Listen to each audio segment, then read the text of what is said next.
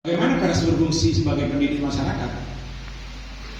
Ya karena di pers, di media, di pemberitaan itu, seorang wartawan harus menulis fakta-fakta yang membuat masyarakat menjadi sadar sebenarnya apa yang terjadi. Makanya nggak boleh data-data yang masih sumer, data-data yang masih belum jelas, data-data yang masih belum lengkap lalu kemudian kita angkat ke permukaan. Jangan dulu, apalagi masih bersifat interpretatif, alami, masih bersifat dugaan-dugaan yang tidak jelas. Jangan dulu, harus dikonfirmasi kepada pihak yang punya kompetensi. Ketika sudah jelas di situ, baru kita sampaikan kepada publik, dan publik bisa menerima informasi yang tepat. Ada kasus merah diselesaikan dengan cara begini oleh pihak terkait. Masyarakat yang asalnya tidak tahu tentang kasus itu, lalu kemudian masyarakat tahu, dan masyarakat juga paham tentang bagaimana penyelesaiannya. Masyarakat tidak bingung. Nah, itulah fungsi edukasi. Yang ketiga, fungsi hiburan. Kalau hiburan sudah jelas lah.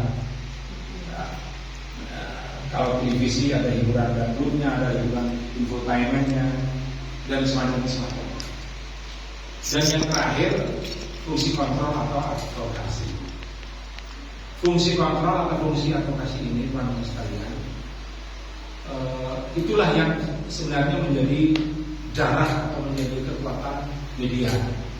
Ketika ada persoalan di publik, ketika ada persoalan di masyarakat, dan persoalan itu tidak bisa diselesaikan dengan baik-baik oleh pihak yang punya kompetensi, maka layak kita angkat ke permukaan sebagai informasi kepada masyarakat secara luas, ke publik, dan juga sebagai kritik kepada pemerintah atau pihak apa. Jadi kalau kita paham kepada 4 fungsi ini, maka tugas kita sebagai wartawan itu sebenarnya sangat mulia, sangat lengkap, sangat sempurna. Kita bisa membantu masyarakat dan mendidik masyarakat. Karena itu tugas mulia, tentu berat. Apa beratnya? Pertama, kita harus menyiapkan SDM yang baik, SDM. Kemudian yang kedua, kita harus menyiapkan mental. Mental itu integritas, menjaga integritas. Oke, kita mulai dari SDM mental. Wartawan harus memiliki SDM yang jelas. Tidak mesti harus ijazahnya harus S1, tidak mesti. Ada teman saya ijazahnya SMA, bahkan ijazahnya SMP, tapi dia terus belajar, akhirnya dia bisa menulis dengan baik dan bisa bekerja menjadi seorang jurnalis dengan baik. Apalagi misalnya ijazahnya sudah sampai ke perguruan tinggi. Yang pasti SDM sangat penting, karena dengan tulisan-tulisan kita, maka informasi yang tersampaikan ke publik itu bisa menjadi jelas. Kita tidak salah interpretasi. Banyak berita-berita salah ke publik karena wartawannya salah interpretasi, salah tafsir. Pejabat ngomong ke barat, dia nulis ke timur. Apa karena tidak paham, atau karena dipelintir, atau karena apa? Banyak kasus yang terungkap. Itu menyangkut SDM dan integritas. Tentang soal SDM ini, tentu antara yang baru dengan yang sudah senior beda. Tetapi tidak menutup jalan, atau tidak menutup jalan bahwa yang baru itu pada saatnya nanti juga akan bisa menjadi wartawan yang profesional. Catatannya, dia mau belajar. Belajarnya tulus gitu. Jadi bukan belajarnya setengah-setengah. Jadi profesi sama mungkin ya dengan profesi-profesi yang lain. Teman-teman harus menjadikan profesi ini sebagai sarana mencari pekerjaan dengan tulus, dengan jujur untuk mendapatkan pekerjaan atau mendapatkan rezeki yang halal. Jadi tuluskan dengan yang seperti itu. Karena sudah tulus, maka dia ini belajar. Selalu yang bertanya, "Cak, kalau ini bagaimana? Ini begini. Bagaimana?" Kita kasih tahu ini begini. Terus akhirnya dia mampu juga ada bisa menulis dengan baik karena ada ketulusan, niatnya yang tulus. Dan di niat yang tulus itu Allah beri rezeki. Ini nyambung saja ya, langsung kemana-mana. Di niat yang tulus itu Allah beri rezeki. Bekerja dengan baik, niatnya tulus baik, tidak macam-macam. Tidak perlu khawatir dengan rezeki. Karena yang berikan yang turun Allah tak berilah kok, tapi beri rezeki. Dan Allah akan membantu hambanya yang baik. Kalau Anda niatnya tulus, menjadikan profesi ini benar-benar membantu masyarakat, tidak dibuat sarana untuk memeras sana sini, nakut-nakut di sana sini, maka Allah akan bantu Anda. Ini bahasa saya, bahasa Kiai mungkin berkelompok di sudah. Jadi Allah akan bantu itu pasti. Percayalah, orang yang punya iman pasti. Karena yang beri rezeki itu Allah. Innallaha yabsutu rizqa liman yasha wa yaqdir. Allah yang memberikan rezeki kepada hambanya sesuai yang dikehendakinya. Dan Allah juga yang mengurangi rezeki pada seorang sesuai dengan kehendaknya. Siapa yang dikehendaki adalah hambanya yang dekat dengan Allah. Siapa yang dekat? Yang bekerja dengan jujur. Sederhana kan logikanya. Saya sering ditanyain oleh teman-teman wartawan baru. Banyak teman-teman wartawan baru dulu ya. Kak, aku ingin belajar. Oke. Bukan hanya belajar, kadang-kadang pinjam fasilitas, pinjam komputer, apa ayo gitu. Ketika ngetik, baru pada jangan saya kasih tahu ini. 1, 2, 3 hari, 1 bulan, 2 bulan, 4 bulan, enak bekerja sama dengan saya, belajar bareng. Lalu kemudian menghilang dia. Kemana? Saya paham. Saya paham. Kenapa? Mohon maaf, karena saya itu tidak sama dengan wartawan-wartawan yang lain, tidak perlu demikian. Jadi saya kalau bekerja itu tidak dapat uang. Tidak dapat uang. Jadi bekerja kemana bukan mencari uang ya. Bukan mencari amplop, bukan mencari angpau, bukan itu. Kalau itu terbatas itu. Angpau paling ngambilnya adalah sekitar Rp1.000 sampai Rp1.000. Kalau sekarang, dulu Rp10.000 hingga Rp20.000. Kalau itu yang dicari, baru dengan saya, tak lawan lek. Kenapa? Karena itu di luar etika. Kemudian yang kedua, saya punya watak todus ya. Todus sebenarnya. Artinya ketika saya bicara, Pak, gimana ini bisa jadi mungkin dia. Cakap, rekaman sih rekaman. Oke, selesai. Oke Pak, terima kasih selesai. Bantuannya kerjasama kita tadi sambung terus. Oke, mulai. Berita tulis dan muncul di media di luar. Dulu di Radar Madura setelah itu Berpos, orang pejabat yang membaca itu paham. Ya betul seperti ini. Karena kita paham kan, makanya perlu istilah kita paham. Oh betul Mas dari seperti itu. Penilaian pejabat akan hal-hal yang seperti itu antara pejabat satu yang lain pasti menilai. Ketika kita ingin membangun kemitraan, bekerja sama dengan pejabat yang bersangkutan, atau mungkin siapa saja gitu, dengan didasari oleh pengalaman kita, pengetahuan publik, pengetahuan masyarakat terhadap pengalaman kita, karakter kita, akhlak kita dalam kerja, itu mudah itu. Orang lain mungkin mau menawarkan liputan gini tak remeh kalau saya telepon, bro, ini gini bro, wes detik gitu loh. Dia membaca saya, oh ini tidak main-main orangnya, sederhana bahasanya, dia orangnya tidak main-main, memang bekerja beneran dan dia menjaga etika. Ketika saya ditugaskan oleh perusahaan untuk menawarkan pekerjaan, menawarkan kemitraan bersama, ya oke saja. Gitu. Kita saling menghargai. Jadi saya sempat kepada, jadi di antara teman-teman hilang satu, akhirnya dia tak ada. Ya kalau dia harus kumpul dengan saya gitu-gitu nggak bisa.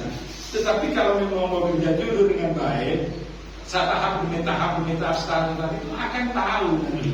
Pejabat akan paham ketika ingin membangun kerjasama. Oke lah, tidak membangun kemitraan, tidak membangun kerjasama. Ketika kita mau diberi rezeki, katakanlah sang pejabat itu mau pada suatu ketika mau memberikan rezekinya karena punya rezeki dan lain-lain, maka kita akan beda dengan yang lain-lain yang menjadikan pejabat sebagai ATM tiap bulanan. Itu beda sekali. Jadi tidak sulit kok sebenarnya. Yang penting ada istilah saya kejujuran atau berusaha. Minta rezeki kepada Allah, bukan minta kepada para pejabat itu. Bekerja yang baik Allah akan. Itu pasti teman-teman. Pasti. Saya mohon maaf saya cerita. Saya jadi wartawan 30 tahun. Pekerjaan saya hanya itu. Saya sendirian, istri saya tidak bekerja, anak saya 4. Tidak macam-macam, insya Allah tidak macam-macam ini. Adik saya kenal juga. Tak macam-macam saya kan, sudahlah apa adanya saya terima. Anak saya normal ikut sekolah, sama dengan sekolahnya anaknya pejabat, anaknya bupati. Malah anak saya jadi juara dunia, anaknya bupati tidak jadi. Ini cerita, bukan sombong, bukan ria. Tapi ada pelajaran. Saya harapkan pelajaran. Saya harapkan pelajaran dari kita semua. Normal. Cari pekerjaan, tak repot. Jadi ada pejabat tanya, anak di situ si kakek dulu mari mereka pi nyari pekerjaan. Sekolah tidak pernah merepotkan saya. Sekolah tidak bayar karena dibiayai negara, dapat beasiswa di Universitas Indonesia, bukan Universitas kali-kali. UI Jakarta, gratis. Sekarang di Korea, S2 S3-nya gratis semua dan sudah jadi dosen dunia. Yang satunya pegawai di Kementerian Pekerjaan Umum Jakarta. Tes lulus tidak apa-apa. Ada kakak depak sampai tanya, anaknya sampai mainnya aman lah. Dari hubungannya, ya ke atas hubungannya itu. Tenang di sedekah. Ya mau jawab gimana saya itu? Jadi apa adanya aja. Ini saya ceritakan apa adanya karena saya tulus ya teman-teman. Saya tulus menyampaikan apa adanya. Saya tidak ingin dipuji enggak, percuma bagi saya. Saya lebih baik dapat pujian Allah daripada pujian sampai. Jadi tulus kita bekerja sambil lalu belajar, membaca terus membantu masyarakat. Jadi wartawan itu punya peluang untuk membantu masyarakat. Ketika masyarakat menjadi mediator maksudnya, menjadi mediator. Ada persoalan ini, persoalan ini. Sebelum kalau misalnya kasus itu kalau bisa, ini prinsip saya. Jangan dulu meletus ke permukaan menjadi sebuah berita apabila bisa diselesaikan dengan baik. Ini begini. Kalau bisa, tapi kalau tidak bisa, tulis tidak ada masalah. Tapi dengan teknik prinsip penulisan yang baik dan benar, sehingga tidak menimbulkan kerugian dari pihak-pihak yang ada dalam kasus itu. Kemudian yang kedua, saya tadi di jalan ngomong-ngomong, jadi wartawan itu sebenarnya tak kira lapar. Oh begitu kan? Iya. Karena ketika bekerja dengan baik, orang mesti menghargai. Tak kira lapar. Tapi kalau berharap cepat kaya tidak mungkin. Sekarang banyak yang berharap cepat kaya, sehingga tabrak sini tabrak semuanya. Bisa cepat kaya wartawan itu menagih. Kalau bekerja di perusahaan besar, sehingga gajinya besar, bisa. Kalau gajinya masih sebatas cukup untuk dimakan, apa adanya saja. Dan kita tidak lapar. Kalau begini. Kalau kita bekerja baik, ya dan semacamnya, pejabat paham tentang kita. Seandainya kita minta bantuan, itu bisa dibantu. Kak, ulang-ulangannya mesti jelek, gitu istilahnya. Itu kalimat-kalimat yang familiar kita dengar dari teman-teman itu. Jadi yang lain nggak ada gajinya. Dia kan bisa cari melalui kemitraan dengan siapa saja yang kita bisa bangun dengan cara baik dan benar. Sekarang kan kita musim bermitra dengan ini 250, 500 ribu rupiah, tidak apa-apa diterima itu. Mau saya bulan oleh 20 kali kan 10 juta. 10 juta bagi 25 juta kan halal lumayan. Jadi kerangka-kerangka seperti inilah yang harus kita pakai teman-teman ya. Sehingga kita menjadi tidak bingung dan tidak salah langkah. Gitu maksud saya. Maaf, saya terpaksa harus bercerita pengalaman seperti ini karena memang dunia kewartawanan yang saya tangkap masalahnya di seputar-seputar yang saya ceritakan tadi itu. Iya. Masalahnya di seputar itu. Sebagai senior, jadi saya seusia dengan pejabat di sini itu. Kalau Pak PJ Bupati itu lebih tua saya. Saya usia dengan Pak Faisal, Sekda sekarang. Iya. Jadi waktu dia masih staf, jadi dulu zamannya Pak Subianto tahun berapa? 95 ya. Staf, jadi staf lah itu masalah. Saya tahu itu. Tapi sekarang masih, karena itu sampai sekarang masih akrab. Dulu ngobrol, jadi tidak. Kalau di luar, kalau di forum formal tetap pasti. Ya, kalau ketemu Cile kan, dia ngobrol lagi itu.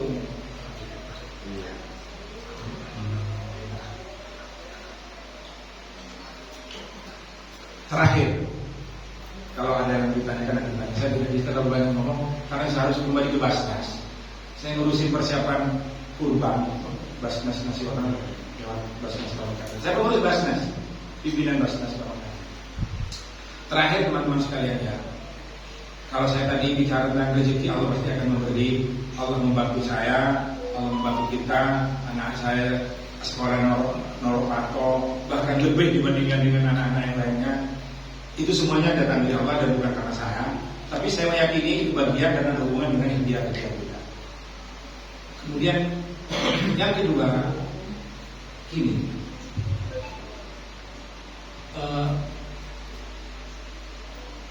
kalau wartawan bekerja jujur, bekerja apa adanya, sosok yang akan dilihat oleh pihak luar adalah kejujuran dan ketulusan. Bupati Badrut Tamam itu orang NU, orang PMII, saya orang Muhammadiyah, orang HMI. Tapi kenapa Badrut Tamam kok lebur sama saya? Anda bisa membaca. Kalau orang berpikir sempit, Pak Marlo, Akrab Penisho, kita yang satu kelompok, satu golongan, itu bisa jadi toh juga banyak orangnya gitu. Enggak. Kenapa?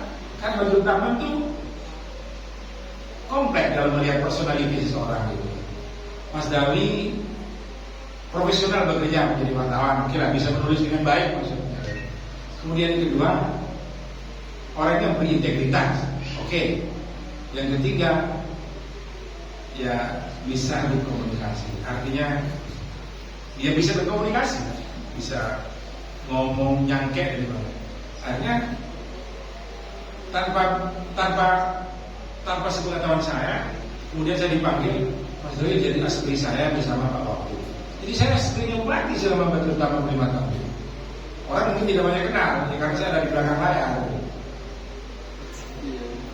Dan itu banyak orang yang berharap, banyak wartawan yang ingin berharap seperti itu. Loh kok pilih saya? Allah yang ngatur itu kan bilang, saya tidak pernah melamar. Kemudian yang terakhir, dia itu setelah mau menjelaskan jabatannya sebagai bupati, saya mohon maaf ya istilahnya dalam tanda petik diberi. Saya diberi jabatan sebagai ketua Basnas sekarang, itu pimpinan Basnas. Ya, insya Allah ini ada hubungannya dengan tangan-tangan baik Badrut Tamam juga. Gitu. Kan 5 orang pimpinan Basnas itu dites memang, tapi kan ada manuver-manuver politik di situ. Wah, kalau ini macam-macam lah. Saya yang aman, tidak pernah minta bantuan. Saya tidak ada pernah ikut tes normal adanya, dipanggil tes pertama lulus katanya. Tes kedua dari beberapa orang 11 diambil 5 masuk juga di situ.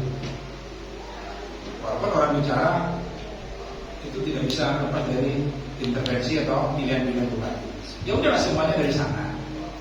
Saya dipilih sampai sekarang, bupati sudah selesai jabatannya.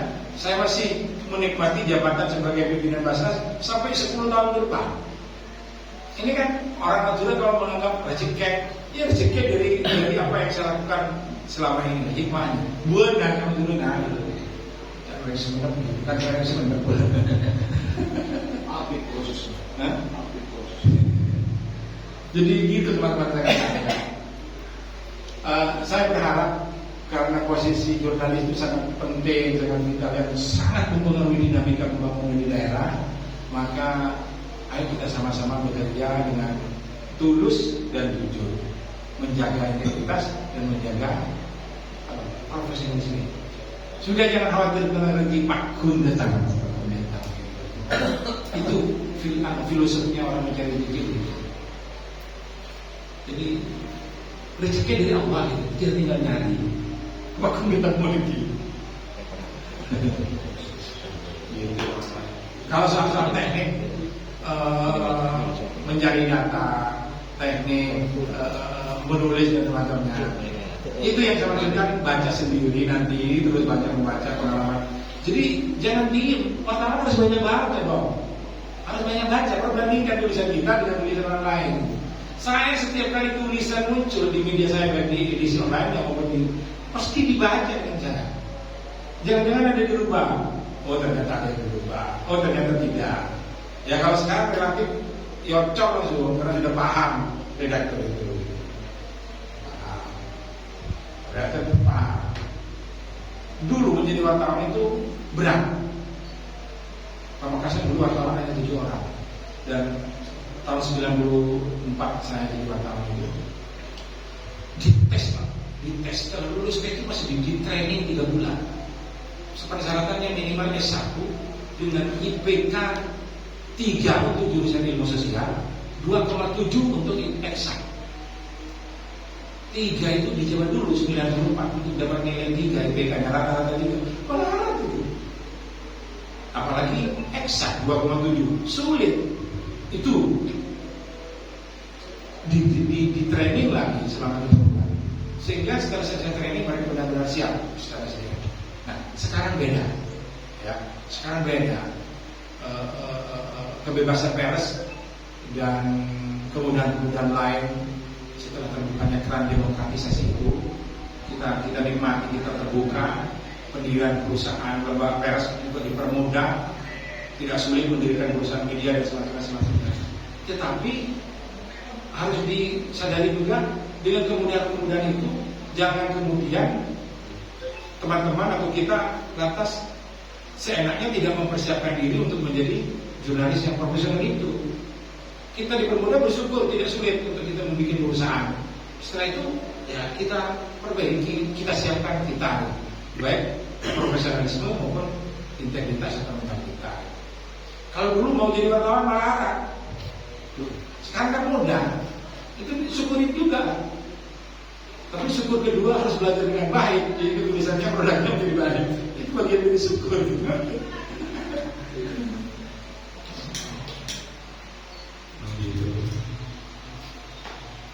Mungkin tambahan satu kali, terakhir lagi kalau tadi bicara betul lama. Satu lagi, kiai. Kiai itu, ya mungkin sama lah. Kalau kita dekat dengan Puspida, Kapolres, Kodam, Kejaksaan, Bupati, Jaksa, dengan kiai. Saya baru menikmati tentang enaknya berkomunikasi dengan kiai setelah jadi wartawan. Kiai Raja Nundojo itu, kecuali Kiai Abdul Hamid Bata-Bata almarhum, Allah maafkan. Kalau Kiai Muhammad Samsul Alifi, Kiai Rofiqi, Kiai Mudassir Badruddin, Kiai Samadede, Al-Mujtar Makilahu almarhum, kemudian Kiai Abdul Mu'in, itu akrab, rojok. Jadi mereka mengambil kita aleh, ngerek. Jadi di mana-mana ketemu kalau ada forum-forum di ulama di Pendopo. Sampai sekarang yang masih ada tinggal Kiai Rofiq masukin Mudassir DJP. Kalau Rofiq kan usianya masih muda ya. Jadi masih ya akrab gimana kayak jiwa muda dengan saya karena mungkin usianya tidak terlalu jauh. Kiai Mudassir Badruddin yang sudah sepuh itu menghargai juga. Orang sesepuh itu Kiai bisa seperti itu. Ketika memanggil saya, Mas Dari nilai atau lek? Siapa sih tak senang gitu kan? Jadi senang kita jadi luar biasa senang. Fungsi lain saya ya coba belajar itu lah. Kayak itu TV gitu. Tapi ketika dipanggil beda sama TV. Ya bangga lah kita lah gitu. Ini kebanggaan tersendiri juga bagi saya. Jadi itu mungkin teman-teman yang pengalaman yang bisa saya ceritakan. Mudah-mudahan ini menjadi inspirasi bagi teman-teman sekalian untuk bisa terus menekuni profesi ini dengan baik dan benar. Kalau ada yang mau ditanyakan, monggo. Kalau yang berada, saya akan pulang karena ditunggu. Ya ditunggu teman-teman yang tadi saya tinggalkan di kantor Basnas itu. Cuci saya tadi minta hapus, paling jam setengah. Di sana ada Kiai Abdurrahman Abbas dari mana itu? Larang. Paling jam setengah saya keluar. Itu teman-temannya. Ya, itu Pak Kaji kita. Monggo, silakan. Assalamualaikum warahmatullahi wabarakatuh. Sekarang ya, memberi saya tanya. Ya. Assalamualaikum warahmatullahi wabarakatuh. Yang terhormat Jamil selaku Ketua KJT yang saya tampingi juga wartawan senior Mas Derwi dari Global News kami kalau tidak salah sekali. Ada beberapa paparan yang saya tangkap dari ajudan barusan.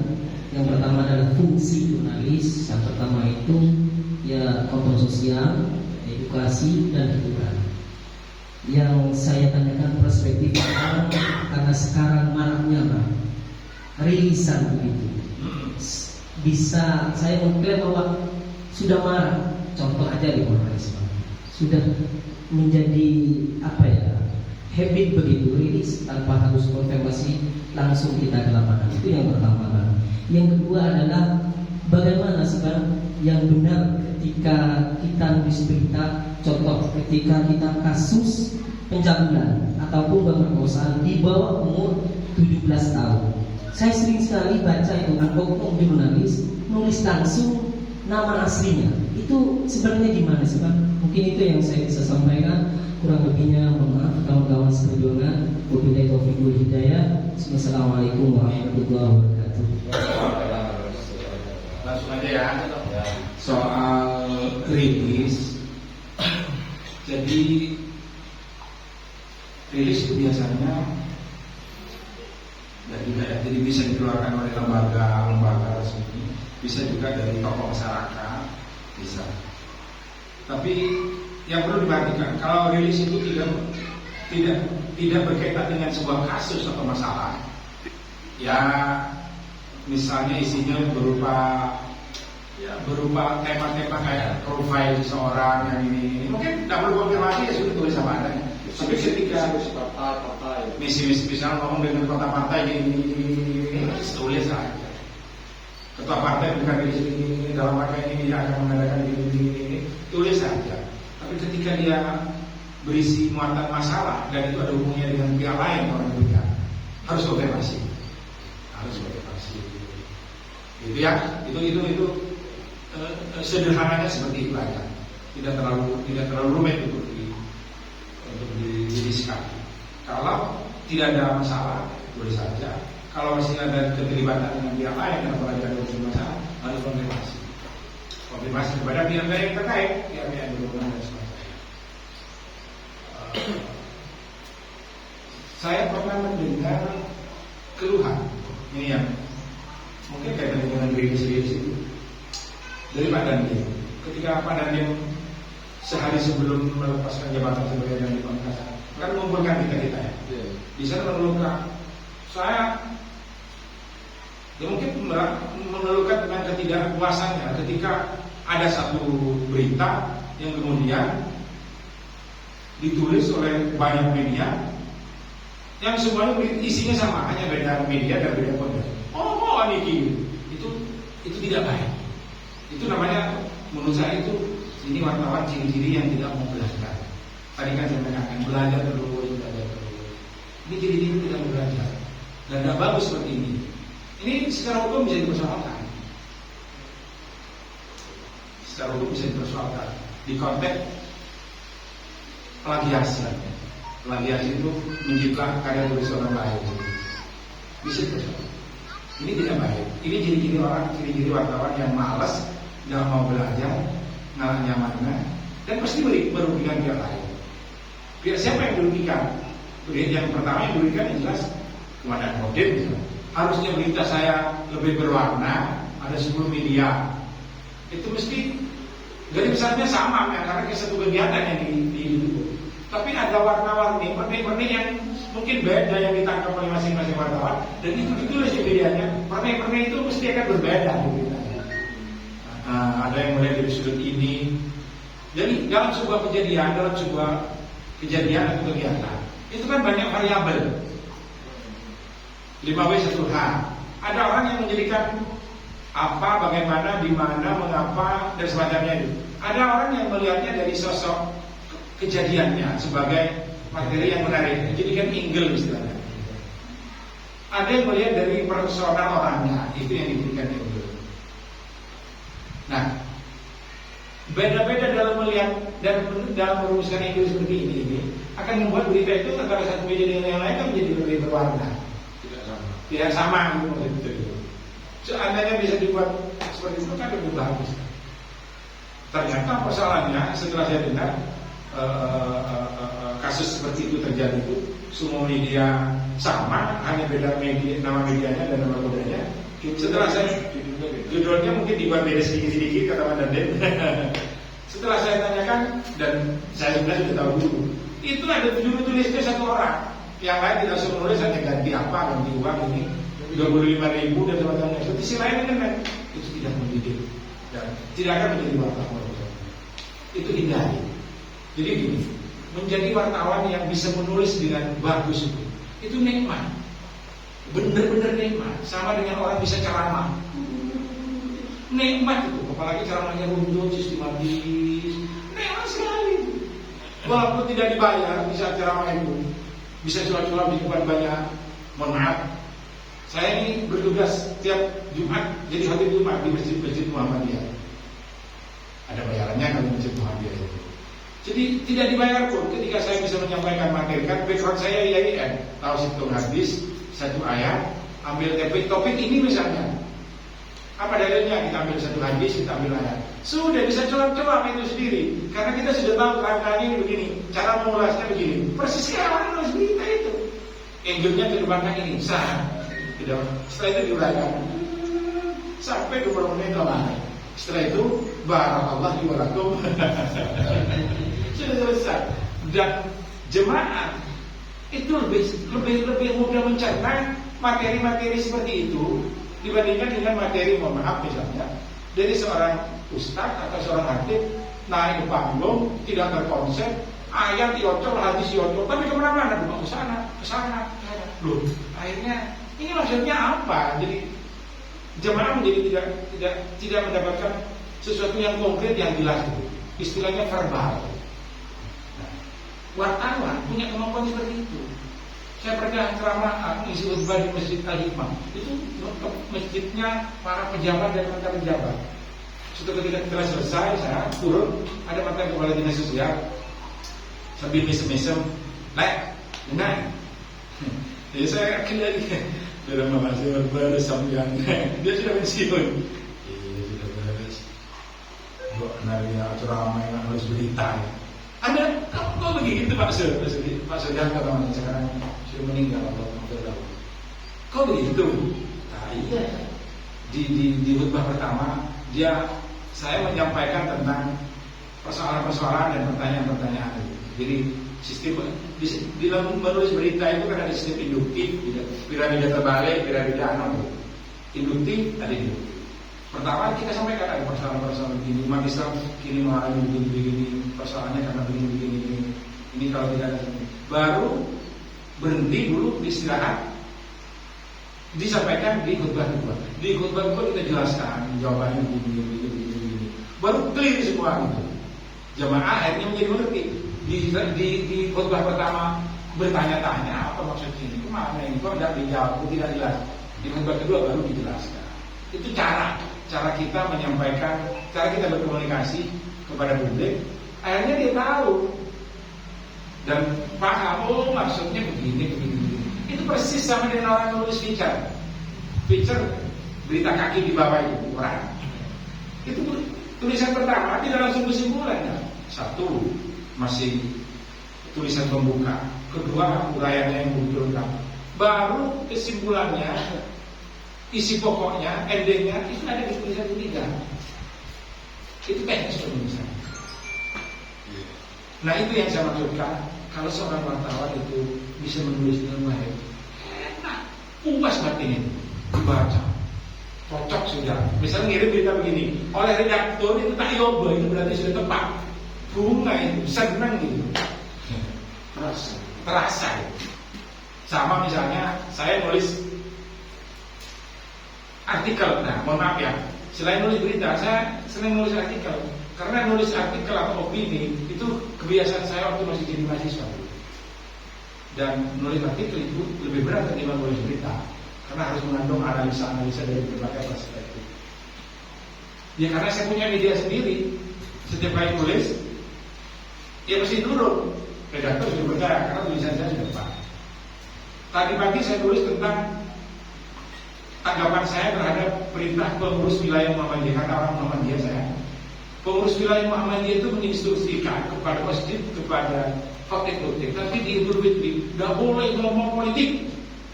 Saya tahu, jadi saya, oh bisa.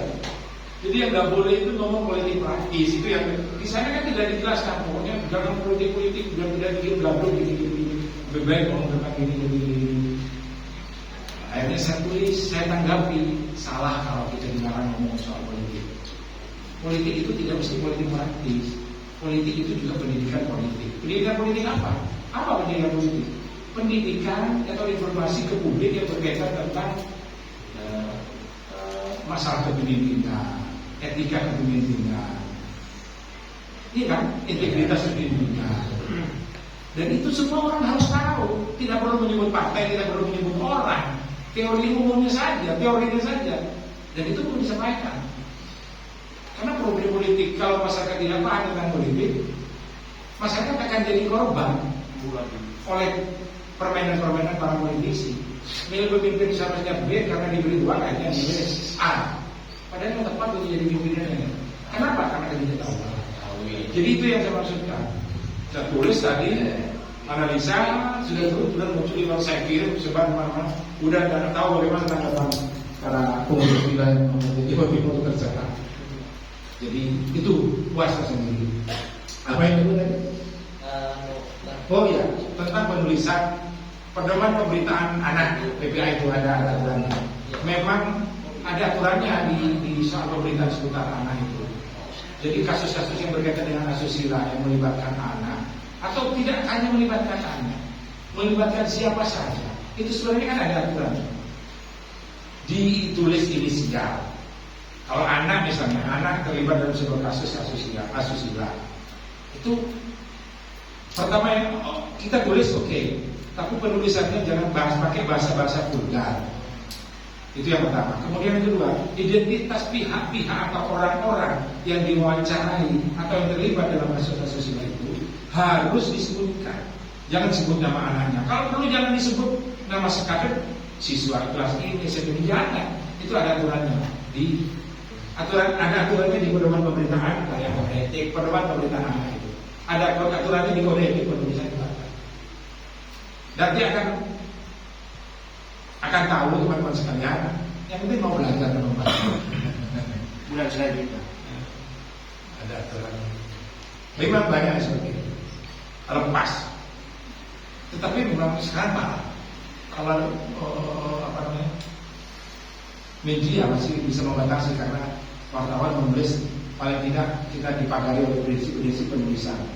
Tetapi yang tidak bisa diatur itu kan media sosial. Media sosial orang ngabas apa, beritabraan, macam-macam, orang saling tantang dan syuting itu dilempar. Waduh, itu bahaya. Gak boleh, itu bahaya. Itu merusak mental masyarakat. Tapi siapa yang mau mengatur media sosial? Walaupun sekarang pemerintah yang membuat aturan-aturan baru untuk mengatur itu. Jadi ya seperti tadi ada aturannya pedoman penulisan berita untuk anak itu. Jangan dilabrak. Dan kalau ditabrak bisa saja melanggar aturan, melanggar hukum dan bisa diproses hukum. Walaupun kalau proses hukum di dunia pers itu kan penyelesaiannya lewat undang-undang pokok pers. Tetapi yang kita khawatirkan kan bukan soal itu. Yang kita khawatirkan adalah ketika anak menjadi korban dari sebuah kasus asusila, kemudian kita sebut namanya, orang tuanya disebut, tidak disembunyikan identitasnya, alamatnya, sekolahnya, harus hancur semuanya itu. Persepsi publik akan menjadi negatif kepada mereka. bisa terjerat hukum itu. Bisa terjerat hukum. Bisa terjerat hukum. Itu pun tidak ada SK-nya. Gimana? Tidak ada SK-nya.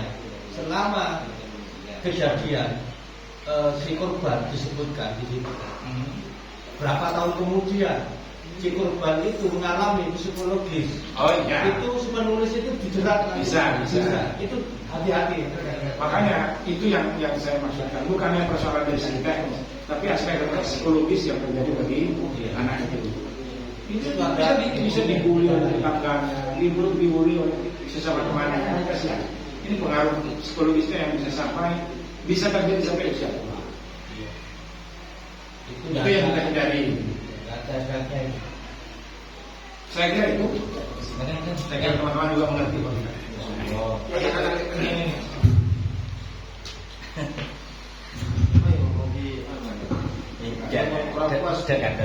Udah jadi. Assalamualaikum warahmatullahi wabarakatuh. Waalaikumsalam warahmatullahi Yang saya hormati Ketua Majelis Pamekasan beserta materi pada siang hari ini, dan mohon maaf barusan kami terlambat katanya pada daerah. Mungkin ini terkait teknis Pak di lapangan Pak, karena barusan Bapak sempat menyebutkan terkait kemitraan.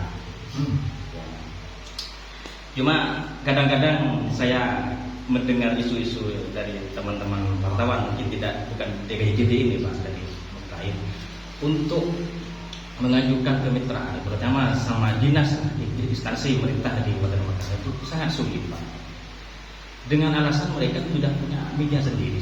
Gimana? Dengan alasan mereka sudah punya media sendiri. Lembaga itu ya? Iya, lembaga itu. Oke, terus? Itu bagaimana untuk mengantisipasi, atau mungkin ada solusi dari Bapak terkait agar bermitra itu agar supaya tidak ditolak oleh instansi pemerintah. Mungkin seperti itu Pak. Terima kasih. Jadi ada experience lah, bagus lah. Jadi ada punya, bagus sebenarnya mungkin terpojok lagi. Benar langsung menukik apa adanya. Jadi betul, sudah lembaga atau kantor atau dinas tidak mau menerima usulan kemitraan dengan alasan punya media sendiri. Seingat saya di daerah itu tidak ada apa namanya kantor atau lembaga, dinas, badan yang punya media yang dimaksud media massa, media pers itu, tidak ada. Beda kalau dia punya website, punya ini itu bukan media massa itu, bukan, karena media massa atau pers secara umum kan ada persyaratan-persyaratannya, berbentuk PT, macam-macam lah. Kita dulu pernah diverifikasi dengan Kominfo kan, semuanya. Dan jika tidak terpenuhi beberapa elemen-elemen variabel yang ada di situ, maka media itu sebenarnya tidak memiliki hak atau kekuatan hukum untuk melakukan tugas jurnalistik tambahan. Maaf, sekarang banyak mungkin banyak media-media sebenarnya dari aspek kelengkapan, dari aspek regulasi, banyak kelengkapan kelembagaan yang belum terselesaikan, tapi sudah melakukan tugas, melakukan praktek jurnalistik yang cari berita sebagaimana media yang sudah lengkap syarat-syaratnya semuanya. Legalitasnya tidak lengkap, dan itu tidak boleh melakukan praktek jurnalistik. Ya kalau dipaksakan, ada orang bilang kan bisa bagian muncul. Ya muncul, tak pada masuk Facebook sama saja orang bisa munculkan di media sosial. Tapi itu larangan secara hukum gitu, karena belum memiliki kelengkapan akreditasi yang lengkap itu dari segi kelembagaan. Itu tidak boleh, tapi diterobos. Nah, itu saja tidak boleh. Sebuah lembaga yang sudah atas nama PT dan sebagainya kita lengkap, itu masih belum bisa melakukan jurnalistik, apalagi mitra dinas-dinas. Tidak mungkin lah dia punya perusahaan sendiri, ya paling punya website atau blog-blog sendiri dan sebagainya. Dan itu bukan media massa. Kalau YouTube dan lain-lainnya itu kan masuk kategori media sosial. Kalau itu yang dimaksud sebagai media sendiri, ya kita akan paham tentang itu. Ya sebenarnya kita harus memaklumi, walaupun kita juga sampai, Pak, kalau itu namanya bukan media Pak, itu namanya media sosial, bukan media massa, bukan pers. Ya tapi kalau dia misalnya saya informasi kegiatan saya mau dicukupkan dengan di media sosial yang dia miliki, ya udah kita tidak bisa memaksa gitu. Itu teorinya begitu. Tapi pertanyaannya kemudian bagaimana caranya hasil? Itu sangat mungkin bisa hasil dengan berbagai macam cara yang tidak salah. Kalau TikTok itu masuk media sosial. Masuk media sosial itu. Medsos itu. TikTok, YouTube, Instagram, Facebook itu sosial. Jadi dicoba. Pasti ya memang itu tergantung sama pimpinan lembaganya. Kalau pimpinan lembaganya welcome dan ada anggaran, mesti budget walaupun tidak banyak. Pasti iya.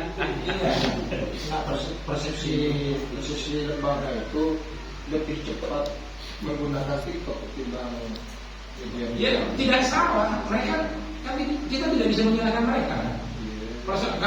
Kalau misalnya akhirnya mereka salah dari hasil hukum yang lain, urusan mereka.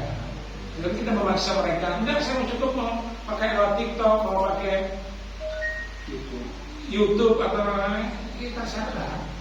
Dan inilah tantangan bagi pers di zaman era sekarang ini.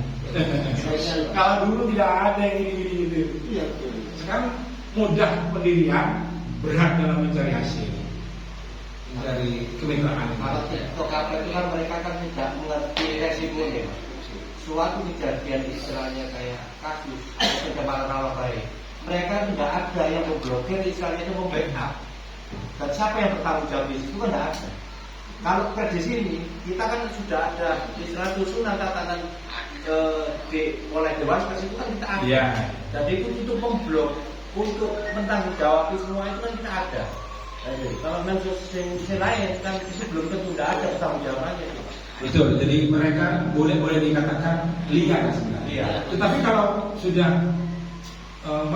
melakukan ada muatan-muatan pidana, diproses masih bisa masuk. Kan bisa dicari itu kan. Misalnya ini siapa. Kan banyak kasus-kasus kan yang kemudian dengan TikTok itu dia melakukan bully atau pencemaran nama baik, kemudian oleh orang yang pencemaran nama baiknya kemudian dicari, dilaporkan ke polisi, dia begini, akhirnya ketangkap juga, dan akhirnya proses itu bisa berjalan di situ. proses santri itu kan. Ya, Kalau pres Maret masih Pak, kita masih pada bertahap. kalau pers itu penanganannya tidak langsung pidana, Iya. karena ada Dewan Pers itu Dewan Pers, ahli pres kan melalui undang-undang pers. di situ dihukum itu dikembalikan ke ahli persnya itu. Setiap kepolisian itu kan ada ahli persnya. Suatu kasus mengenai pres itu nggak langsung kita itu dipotik pidana, nggak bisa Pak. Dikembalikan lagi ke istilahnya ahli persnya. Ini layak nggak gitu loh. Jadi enaknya kita itu kuatnya di media pers, media itu di situ. Iya, jadi gini.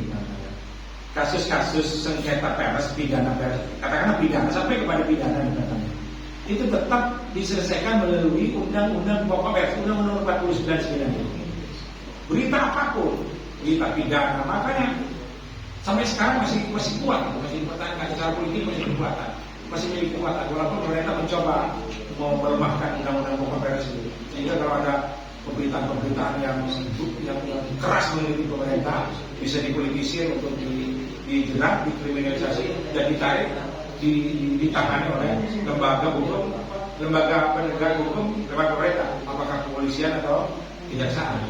Tapi tidak, masih kuat posisi Undang-Undang Nomor 49 posisi lebih kuat. Setiap sengketa pers siapa saja apapun itu yang pidana atau pidana selesaikan dengan undang-undang itu. Dan undang itu penyelesaiannya juga tidak terlalu memberatkan. Hak jawab atau permintaan maaf dengan aturan begini dan selesai. Itu bagi lembaga pers resmi gitu. Karena ada dasarnya. Kalau media sosial dan media-media yang lain yang belum memiliki kelengkapan yang jelas itu secara regulasi, kelengkapan persyaratan kelembagaannya masih belum lengkap, ya tidak di luar ranah kewajiban Undang-Undang Pokok Pers untuk menjelaskan itu. Media yang tersandung hukum itu kebanyakan itu bukan istilahnya